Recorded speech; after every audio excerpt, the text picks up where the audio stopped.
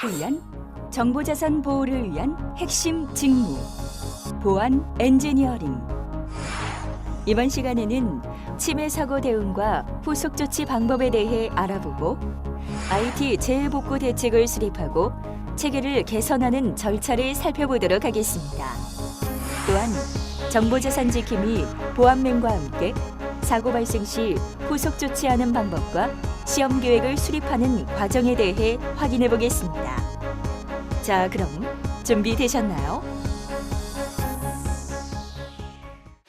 보안 엔지니어링, 침해 사고 대응 및 IT 재해복구 체계 수립. 오늘의 수행 목표입니다. 여러분은 학습을 통해 침해 사고 유형별 보고 절차에 따라 신속히 보고하고 법적 통지와 신고 의무를 준수하여 후속 처리와 복구를 수행할 수 있으며 침해 사고 후 사고의 원인을 분석하고 그로부터 얻은 정보를 활용하여 재발 방지에 필요한 대책을 수립할 수 있습니다. 그리고 보안 운영 체계의 대상이 되는 IT 서비스 및 시스템을 식별하고 목록화하여 복구 전략 및 대책을 수립할 수 있으며 IT 재해복구 대책의 실효성을 판단하기 위해 시험 계획을 수립하여 복구 전략 및 대책을 정기적으로 검토 보완할 수 있습니다.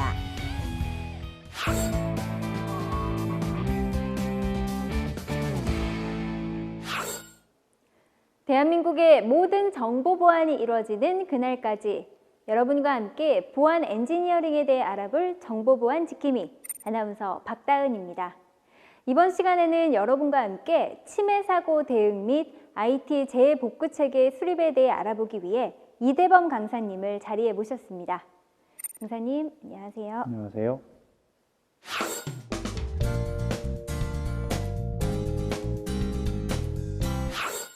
강사님, 먼저 침해 사고에 대응하는 절차를 알아봤으면 하는데요.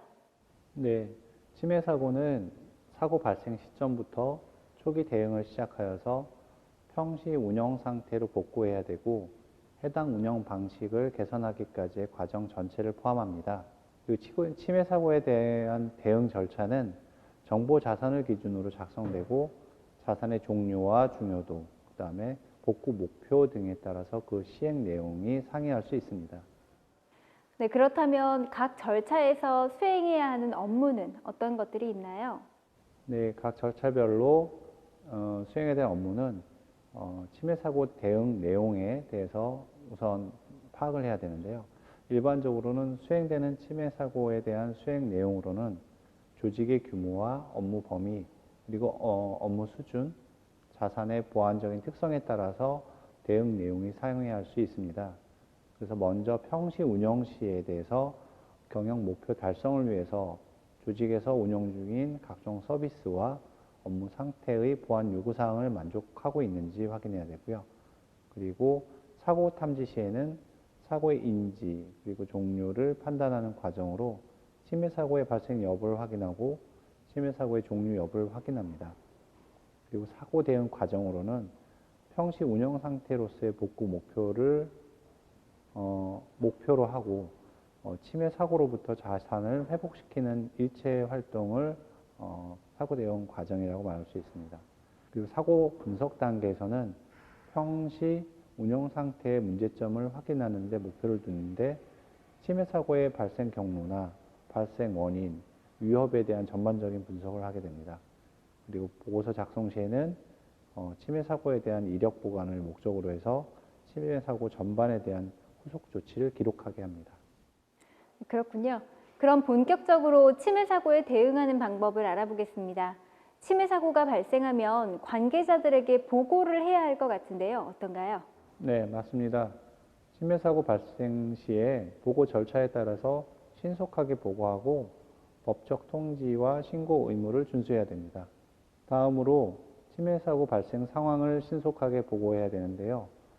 그 침해 사고 내역을 바탕으로 해서 피해 대상 주체에게 통지하게 되는데요.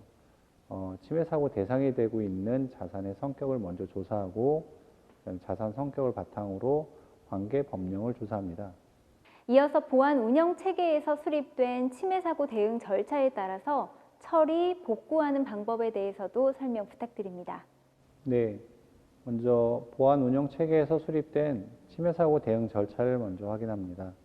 평소 운영 체계의 침해 사고 대응 지침서에 대응 내용을 숙지한 다음에 침해 사고 대응 지침서에 기술된 사고 내역에 따라서 사고를 처리합니다.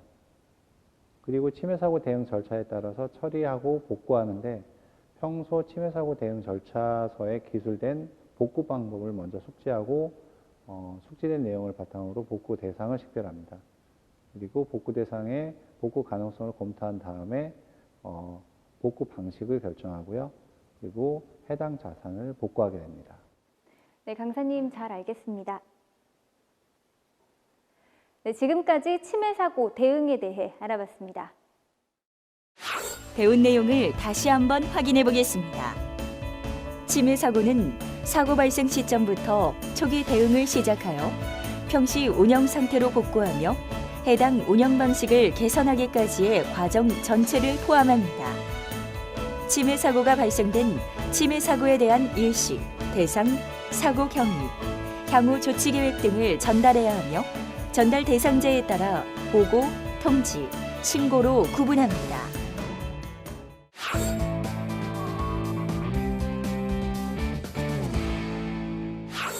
신속하고 정확한 대응만큼 중요한 것이 침해 사고 후속 조치일 것 같은데요.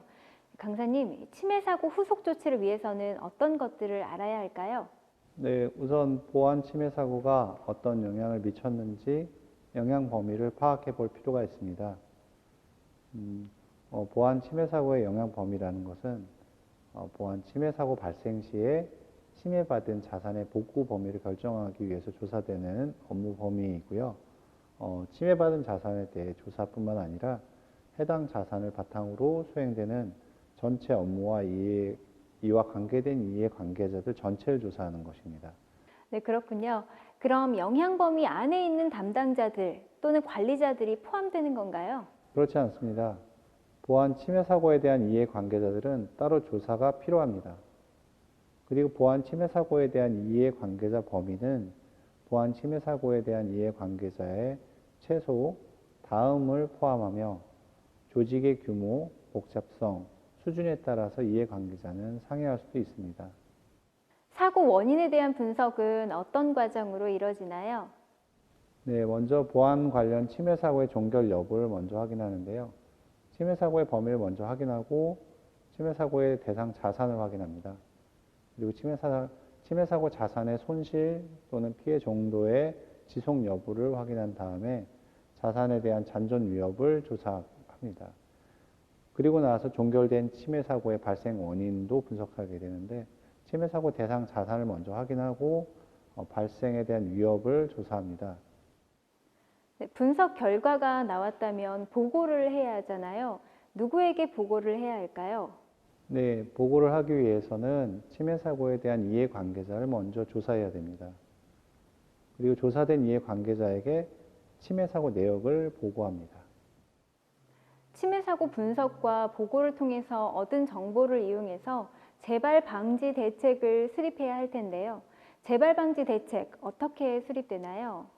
네, 먼저 침해 사고로부터 얻은 정보를 바탕으로 해서 재발 방지 대책을 도출하게 됩니다. 그리고 도출된 후보 대책들을 이해관계자와 합의해서 재발 방지 대책을 수립하게 됩니다. 그렇다면 적용 대상 절차와 정책에 대한 변경 사항은 어떻게 도출하게 되나요? 네, 적용 대상 절차를 먼저 확인해서 변경 사항을 도출하게 되는데 도출된 업무 변경 사항을 기준으로 해서 물리적인 변경 사항을 먼저 도출하고 물리적인 변경 사항에서 절차적인 변경 사항을 추가로 도출하게 됩니다. 그리고 적용 대상 정책을 확인해서 변경 사항을 도출하게 되는데 도출된 업무 프로세스와 권한 변경 사항에 대해서 현행 정보보호 정책과 시행 지침의 변경이 필요한지 조사한 다음에 변경이 필요한 정보보호 정책과 시행 지침을 변경하게 됩니다. 변경 사항이 정리가 되면 이를 권한 부서에 제안하게 되는 것이군요. 네, 강사님 설명 잘 들었습니다. 이어서 든든한 우리의 보안맨이 오늘은 어떤 문제를 해결하고 있는지 한번 만나볼 차례인데요. 보안맨 나와주세요.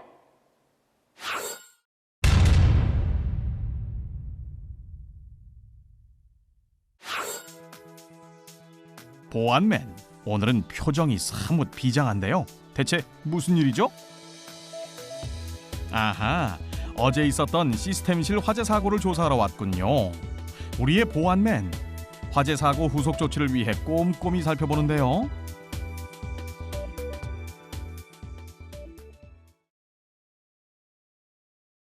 화재와 같은 침해가 발생하면 먼저 원인을 분석해야 합니다. 원인 분석을 통해 침해 사고 범위, 잔존 위협, 피해 자산, 사고 경위 등을 파악하게 됩니다.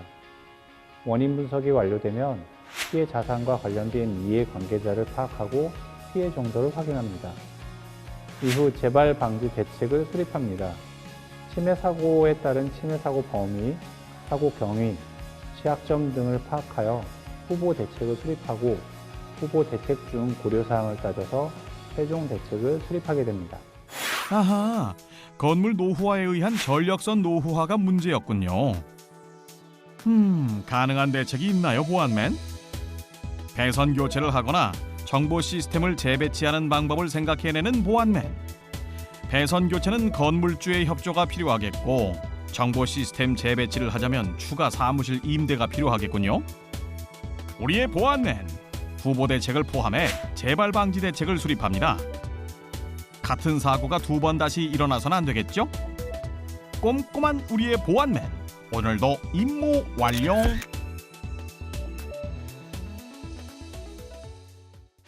배운 내용을 다시 한번 확인해 보겠습니다. 보안 침해 사고에 대한 영향 범위란 보안 침해 사고 발생 시 침해받은 자산의 복구 범위 결정을 위해 조사되는 업무 범위입니다. 이때에는 침해받은 자산에 대한 조사뿐만 아니라 해당 자산을 바탕으로 수행되는 전체 업무와 이와 관계된 이해관계자 전체를 조사하게 됩니다. 침해 사고는 직접적, 간접적 영향 범위가 존재하며 잔존 침해 사고 발생 가능성이 있기 때문에 영향 범위에 대한 조사가 필요합니다.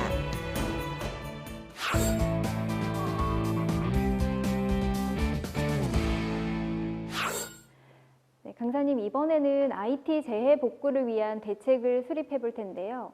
IT 재해 복구라고 하니까 뭔가 특별한 방법이 필요할 것 같습니다. 먼저 알아야 할 것들이 있나요? 네, 우선 BIA에 대해서 먼저 알아봤으면 좋겠습니다. BIA요? 그게 뭘 의미하는 겁니까? 네, BIA란 비즈니스 임팩트 어널리시스의 약자로서 특정 자산의 손실, 훼손, 분실에 의해서 특정 조직이 피해받는 정도를 조사해서 분석하는 것으로서 자산의 중요도를 판정하고 BCP 수립을 위해서 초석이 되는 업무입니다. 그렇군요. 이 BIA는 어떻게 진행하는 건가요? 네, BIA의 수행 절차를 한번 살펴보겠습니다. 그의 수행 절차는 침해 사고의 영향 범위는 직접이나 간접적인 영향 범위가 존재하는지 확인하고요. 잔존 침해 사고 발생 가능성을 최소화시킨 이후에도 침해 사고의 영향 범위가 도출되는지 실시합니다. 오늘도 새로운 용어를 배우게 됐는데요. 그런데요, 강사님, 아까 BIA의 개념에 대해서 말씀하시면서 BCP를 위해 꼭 필요한 것이라고 하셨잖아요. 이 BCP 무엇인가요? 네, BCP 그리고 BPO와 BPR에 대해서도 알아보겠습니다.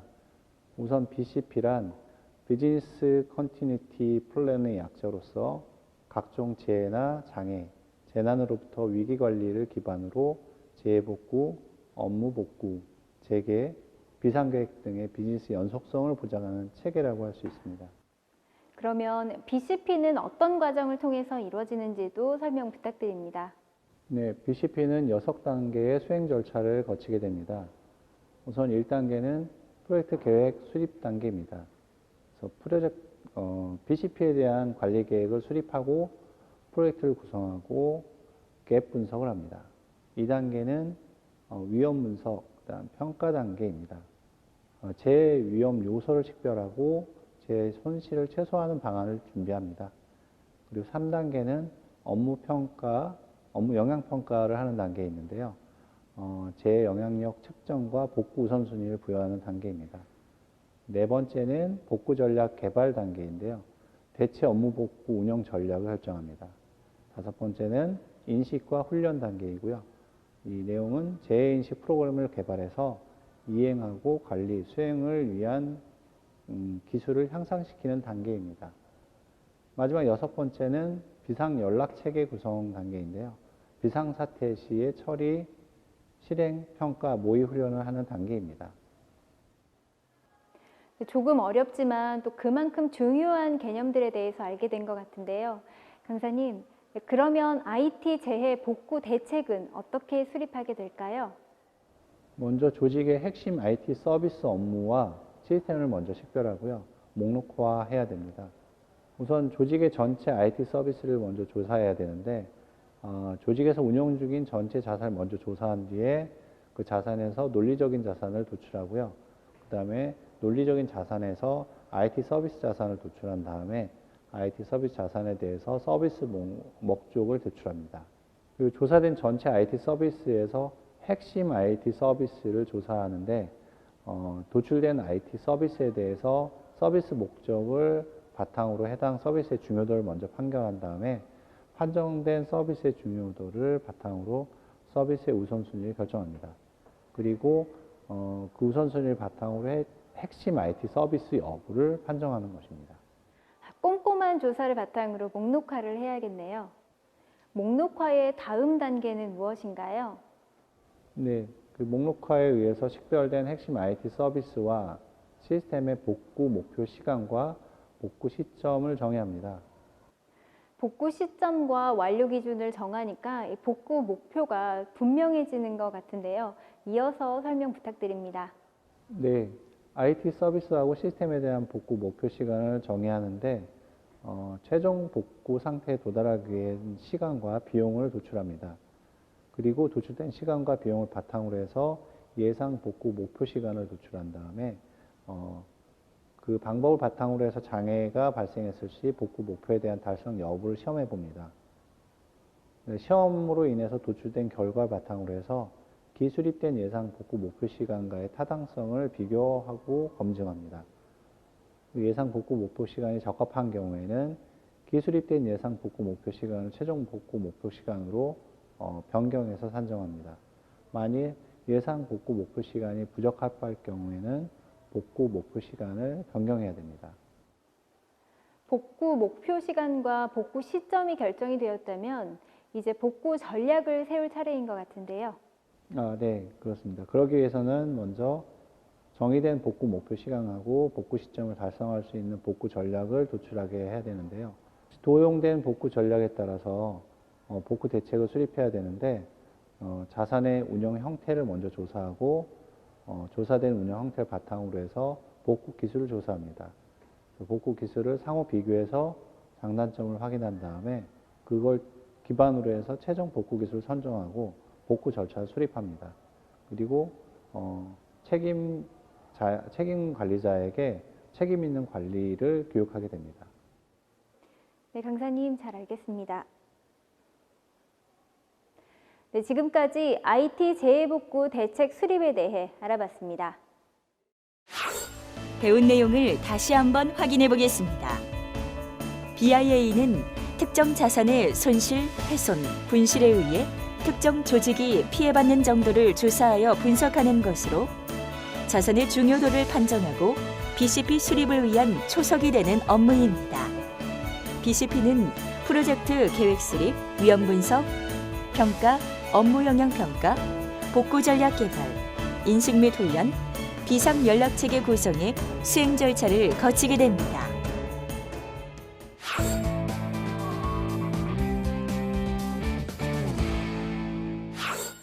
네, IT 재해 복구 과정에서 문제가 있었다면 체계를 개선해야 할 텐데요. 강사님, 체계 개선 방법을 알아보기 전에 저희가 숙지해야 할 사항들이 있을까요? 네, 먼저 복구 전략에 대해서 알아볼 필요가 있습니다. 우선 복구 전략의 개념을 먼저 숙지해야 되겠는데요. 복구 전략의 개념은 재해 발생 시에 훼손된 자산을 복구 목표 수준으로 복원하는 데 소요되는 복구 비용을 감소시키기 위한 수단과 방법입니다.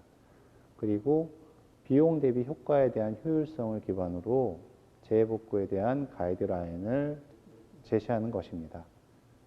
그리고 복구 전략의 유형을 볼 수 있겠는데요. 복구 전략의 유형은 회피, 전가, 완화, 수용의 유형으로 나눠볼 수 있습니다. 강사님, 복구 전략 외에 또 알아야 할 것이 있나요? 네, 보안 운영 체계에서 라이프 사이클을 이해하면서 체제 개선에 도움이 될 수 있습니다. 그러면 변경 시점을 결정하는 이유에 대해서도 간단히 살펴봐야 할 것 같습니다. 네, 앞서 말씀드린 것처럼 라이프 사이클에 대한 사회, 경제, 기술적 관점에서 변경 사유가 발생할 수 있습니다. 네, 그렇군요. IT 재해복구 체계 개선을 위해서 또 숙지해야 할 것이 있을까요? 네, IT 재해복구 대응 체계에 대한 실효성 판단 기준을 세워야 되는 건데요. IT 재해복구 대응 체계에 대한 평가가 필요합니다. 그렇군요. 이런 평가 기준은 어떻게 되는 건가요? 사회, 경제, 기술, 관리적 관점에서 평가 기준을 적용할 수 있겠는데요. 먼저 사회적 관점 평가 기준으로는 법적 충족, 그다음 사회적, 통념적 요구사항, 그리고 경제적 관점에서는 기개발된 대응 체계의 근거 삭제, 유지보수 비용 과다 등이 있을 테고요. 그다음 기술, 관리적 관점에서는 현재 대응 체계의 기술적 한계에 도달, 또는 현재 적용 중인 대응 체계의 관리 복잡성 등에 의해서 평가가 적용될 수 있습니다. 네, 알려주신 것 모두 꼭 숙지하고 넘어가야겠습니다. 강사님, 그럼 이제 체계 개선 과정 살펴볼 차례인가요? 네, 먼저 환경 변화에 따른 개선 대책을 수립합니다. 앞서 라이프 사이클에서도 말씀을 하셨는데요. 라이프 사이클에 영향을 미치는 법 규정의 변화도 조사해 봐야 하지 않을까요? 네, 보안 관계 법령의 개정 여부를 먼저 조사해 봅니다. 그다음 보안 관련 법령의 개정 사항이 조직에 미칠 영향도 조사한 뒤에 그 확인된 시행령이나 시행 지침에서 제시된 요구 사항을 확인합니다. 그럼 다음 과정은 무엇인가요? 네, 수립된 재해복구 대책의 실효성을 판단하기 위해서 시험 계획을 수립하는 단계입니다. 그 단계로 첫 번째는 수립된 IT 재해복구 대책의 실효성을 판단하기 위해서 우선 시험 계획을 수립하는데, 그리고 수립된 시험 계획을 바탕으로 해서 IT 재해복구 대책을 시험 적용해 보는데요. 시험이 완료된 후에 도출된 결과가 수립된 실효성 판단 기준에 부합되는지 같이 확인합니다. 이제 재해 상황이 발생했을 때 어떻게 복구를 수행하는지 알아볼 차례인 것 같습니다. 재해 복구 시나리오 같은 것을 준비해두면 긴박한 재해 상황에서 도움이 되지 않을까요? 네, 맞습니다. 사전에 정의된 IT 재해 복구 절차를 숙지하는 과정도 필요합니다. 이러한 과정은 우선 훈련 시나리오를 만들고 거기에 따른 훈련 목표를 정하고 훈련 계획을 만듭니다. 그리고 그 훈련 계획에 따른 다시 훈련 시나리오를 만들어서 재해복구 수립을 하게 됩니다. 이렇게 IT 재해복구 절차에 따라서 재해복구를 전체적으로 수행하게 됩니다. 네, 강사님 감사합니다. 이번 시간에는 IT 재해복구 체계를 개선하는 방법에 대해서 알아봤습니다. 우리의 든든한 보안맨이 오늘은 무슨 훈련을 한다고 하는데요. 어떤 상황인지 만나보겠습니다.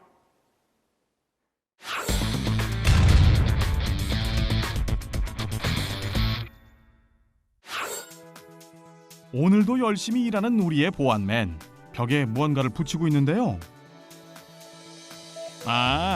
IT 재해복구 대책을 평가하기 위한 시험을 준비 중이군요. 이 시험을 하기 위해 보안맨이 며칠 동안 시험 계획을 수립하느라 고생하더니 드디어 오늘 시험을 수행하는군요. IT 재해복구 대책의 실효성을 판단하기 위해 기준과 시험 방법을 수립했고 시험 일시와 장소, 담당자를 도출했으니 이제 시험만 잘 수행하면 되겠네요.